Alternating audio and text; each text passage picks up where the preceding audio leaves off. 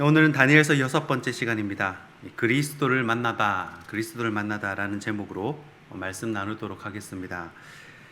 오늘 다니엘서 10장 내용인데 10장인데 내용이 좀 어렵습니다. 그래서 10장에 대한 배경을 먼저 설명을 하고 이 말씀을 나누도록 하겠습니다. 바벨론이 메대와 바사에 의해서 멸망을 합니다. 자, 메대의 왕이 다리오고요. 그 다음에 바사의 왕, 페르시아의 왕이 고레스입니다. 자, 그런데 고레스는 나이가 젊고 또 메대 왕 다리오는 60세가 넘은 나이입니다. 그러다 보니까 이 고레스가 다리오 왕하고 힘을 합쳐서 바벨론을 물리치고 형님이잖아요. 형님 다리오니까. 그래서 바사의 고레스가 메대의 다리오 형님에게 이 바벨론을 다스릴 권세를 다리오에게 이제 먼저 줍니다. 양보를 하죠. 형님 먼저 하세요 하고 통치권을 줍니다. 왜냐하면 이 메대 왕과 바사 왕이 바벨론을 물리치기 위해서 요즘 유행하는 말로 이제 서로 깐부를 맺은 겁니다. 네 것 내 것 없이 같은 편 하기로 한 거예요. 굿을 다 같이 쓰기로 한 거죠. 그래서 메대 다리오 왕이 바벨론을 통치할 때가 BC 539년입니다. 이 내용이 다니엘서 5장 내용입니다. 자, 이 해에 다니엘이 예레미야서를 읽으면서 70년 포로 생활이 끝날 것이라는 것을 성경을 읽다가 깨닫게 됩니다. 그리고 작심을 하고 기도를 하는데 사자굴에 들어가기까지 기도를 하죠. BC 539년에. 그래서 사자굴에 들어간 유명한 얘기가 다니엘서 6장. 이때가 BC 539년 이 시대입니다. 자, 다리오가 나이가 처음부터 많았기 때문에 한 2년 뒤쯤 왕을 하고 죽고 그 다음 왕이 된 이제 서로 깐부를 맺은 고레스가 왕이 됩니다. 그리고 고레스 원년에 이스라엘을 고향으로 돌려보내죠. 그런데 이 대국의 특징입니다. 워낙 큰 나라다 보니까 영하 300호 보면 크세르크세스 후손이긴 하지만 127도가 있댔죠. 127개국인데 워낙 나라가 크다 보니까 곳곳에 있는 작은 나라들이요 독립을 하려는 나라들이 생기게 됩니다. 그래서 마치 중국이나 지금의 러시아도 이 곳곳 구석구석에서 자기 독립시켜달라고 이렇게 막 저항을 하죠. 그거랑 비슷하다고 보시면 됩니다.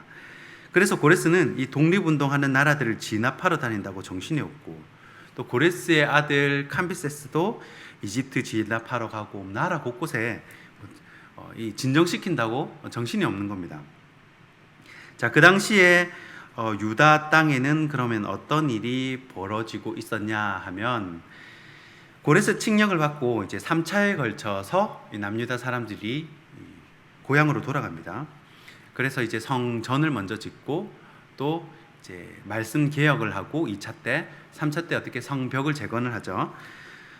그리고 BC 722년에 이제 아수리에 의해서 멸망한 북이스라엘 사람들이 자기 성전 짓는데 자기도 참여를 하고 싶은 겁니다. 다시 회복이 되네. 참여를 하고 싶은 거예요.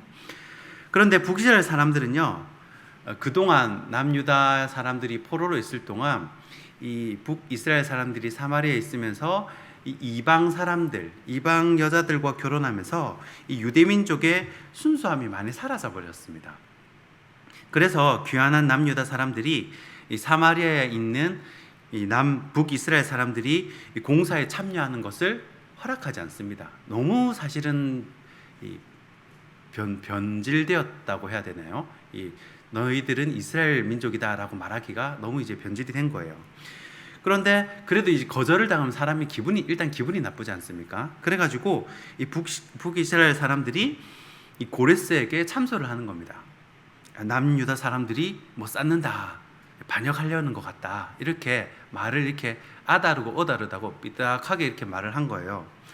그런데 고레스 입장에서는 안 그래도 여기저기 지금 반란군 진압하러 다닌다 하고 정신이 없는데 또 어디 뭘 싸, 그래가지고 공사를 못하게 중단을 시켜버리는 겁니다.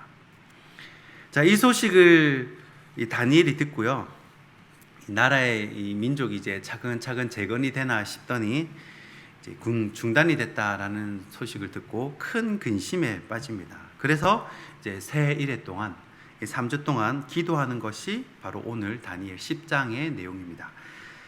자, 우리 교회도 다음 주부터 다니엘 기도회를 이제 새 1회 동안 3주 동안 시작을 합니다. 바로 오늘 다니엘 10장이 다니엘 기도회의 모티브가 되는 장입니다. 자, 그런데 다니엘 10장에서 다니엘이 누구를 만났냐 하면 이제 그리스도를 만나게 됩니다. 이 주석을 찾아봐도 여기에 묘사된 분은 그리스도가 분명하다라는 견해가 많습니다.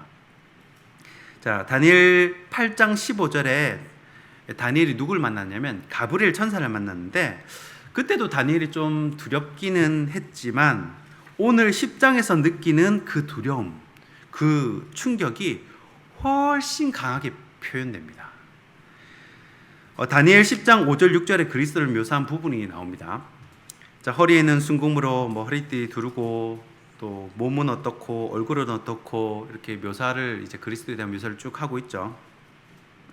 성경에 진짜 죄에 대한 기록이 없이 깨끗한 인물로 묘사되는 사람이 요셉과 다니엘인데 그런 다니엘조차 이 그리스도 앞에 섰을 때 온몸이 말을 듣지 않고 힘이 빠지고 입이 굳어버리는 경험을 합니다. 그래도 다니엘은 평소 하루에 3번씩은 기도할 정도로 굉장히 경건하고 의로운 사람이었죠. 나름 하나님과 친밀한 관계를 맺고 또 늘 하나님의 뜻을 묻고 하나님과 대화를 했던 사람입니다. 사실 우리도 다니엘처럼 이런 비밀을 깨닫기도 하고 또 환상을 보기도 하고 주님과 친해지고 싶은 마음이 누구나 있지 않습니까? 물론 이 나라의 큰 역사도 중요하지만 제가 좀 관심이 있었던 부분, 방점을 찍고 싶었던 부분은 다니엘과 이런 하나님과의 관계 부분, 어떻게 이렇게 혼탁한 세상 속에서 이 불안한 세상 속에서 어떻게 믿음을 지키고 살아가냐, 그 부분이 더 관심이 있었습니다. 그래서 오늘은 그리스도와 다니엘의 만남을 통해서 우리가 얻을 수 있는 교훈은 무엇인가 한번 3가지만 살펴보겠습니다. 첫 번째는 마음만 먹어도 기뻐하신다라는 겁니다. 오늘 본문 12절 말씀입니다. 그가 내게 이르되 다니엘아 두려워하지 말라. 내가 깨달으려 하여 내 하나님 앞에 스스로 겸비하게 하기로 결심하던 첫날부터 내 말이 응답받았으므로 내가 내 말로 말미암아 왔느니라. 아멘. 다니엘은 참 자신의 나라와 민족을 진심으로 사랑했던 사람입니다.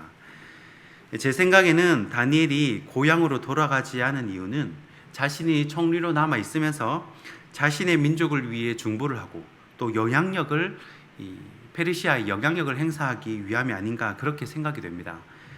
그리고 3절을 보니까 새 1회 동안 좋은 음식이나 고기를 먹지 않고 금식하며 기도한 이유도 아마 공세가 중단된 시점에서 이 민족의 미래, 이 나라의 미래가 굉장히 걱정이 됐을 거 아니에요. 앞으로 어떻게 될 것인가? 저러다가 저 사람들 아무것도 못 짓고 그냥 흩어져 버리는 건 아닌가? 굉장히 걱정이 되고 궁금했을 겁니다.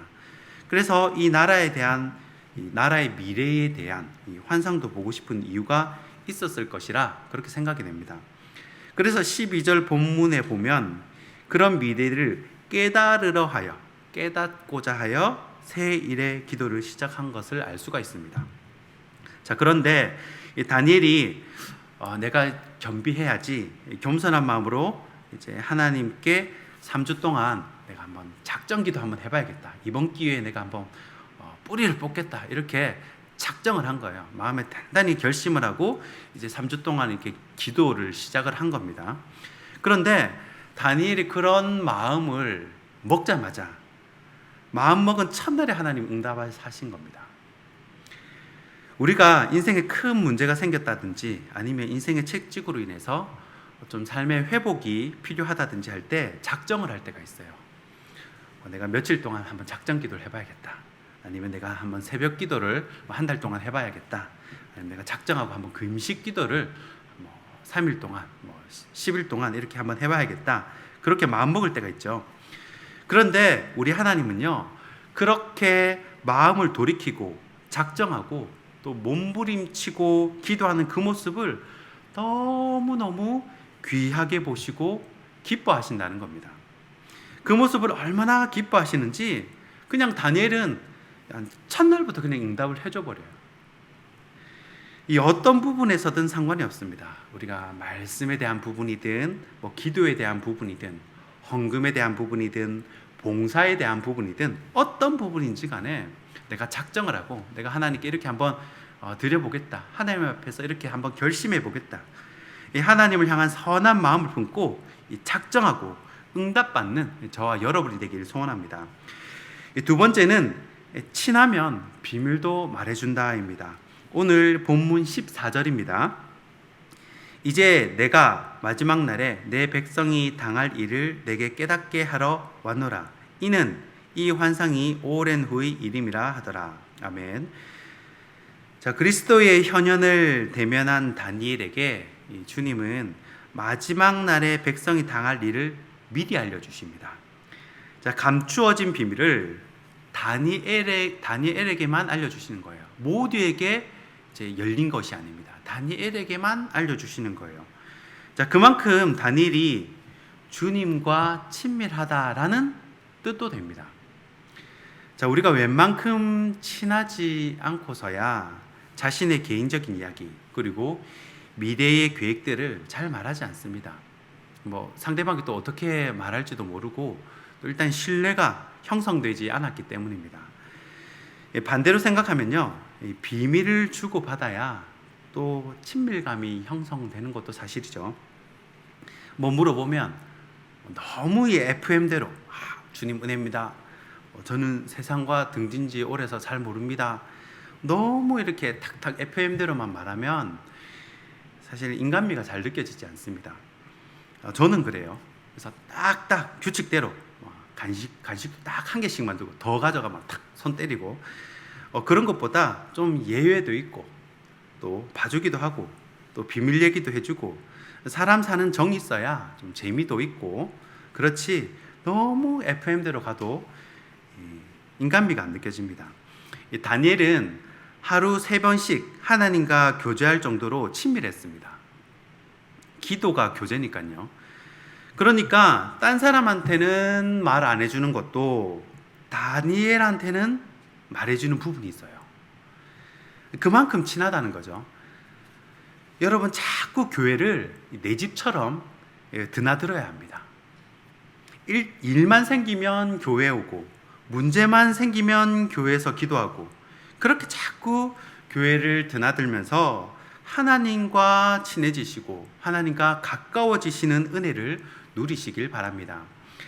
마지막 세 번째는 주님이 만지면 힘이 난다입니다. 오늘 본문 18절 19절입니다. 18절과 19절. 또 사람의 모양 같은 것 하나가 나를 만지며 나를 강건하게 하여 이르되 큰 은총을 받은 사람이여 두려워하지 말라. 평안하라. 강건하라. 그가 이같이 내게 말하매 내가 곧 힘이 나서 이르되 내 주께서 나를 강건하게 하셨사오니 말씀하옵소서. 아멘. 자, 지금 다니엘이 그리스도를 사람 모양 같은 것이라고 표현을 했습니다. 자, 이때는 몰랐겠죠.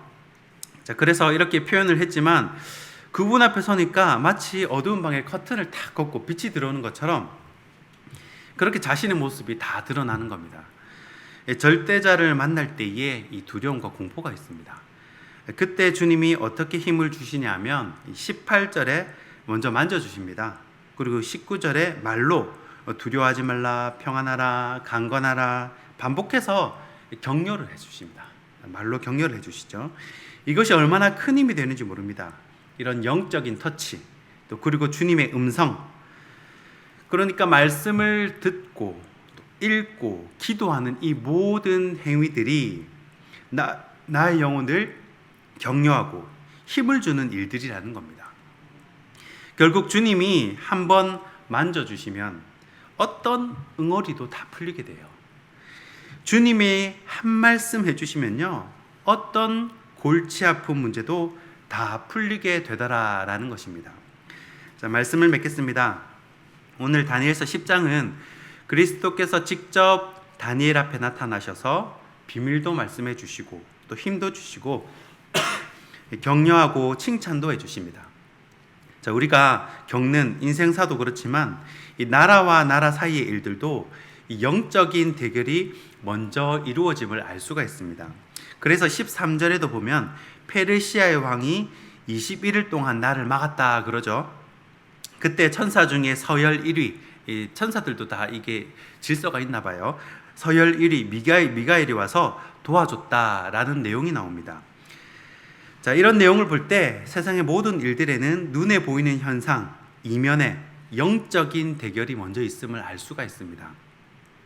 그러나 사단이 할 수 있는 일은 고작 잠깐 주님의 일을 가로막고 얼마간 버티는 정도밖에 되지 않습니다.